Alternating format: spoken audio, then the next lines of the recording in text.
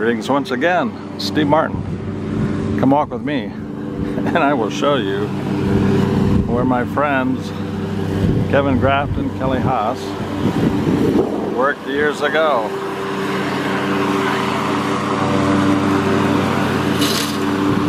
And if this lady wasn't here mowing the yard, you could hear this better. Anyway, it has changed a little bit, a little modernized, but that roof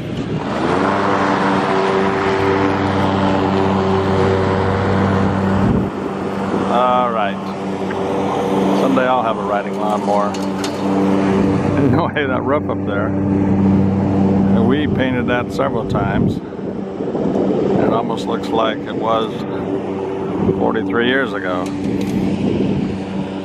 In the pole barn building, the gray one, we had some friends from the Plow Creek community put up the poles, and then George, Kevin, Kelly, and I, we put up all the material, the skin, the siding, and that's pretty much the same building.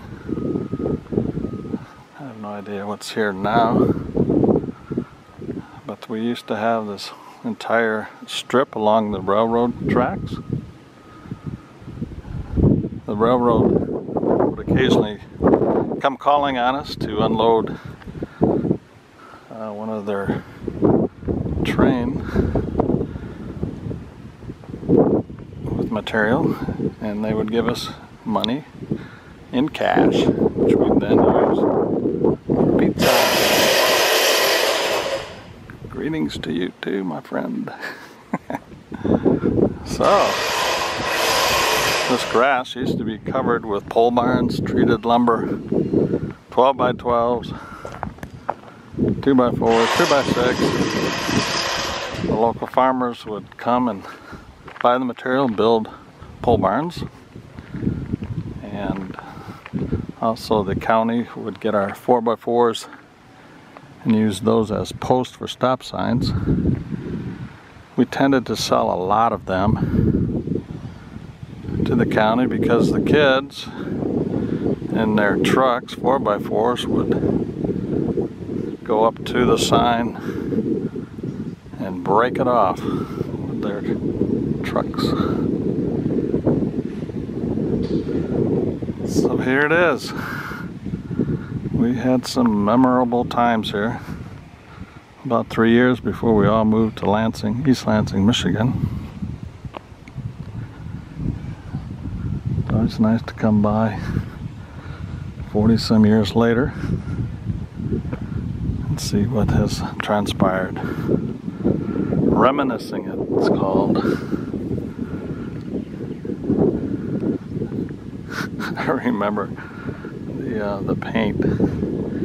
We used a cheaper paint on the top. It actually was white at the time, and it peeled off real soon. But over the office itself, we used a better quality paint. It lasted. A little hot putting the paint on in those days.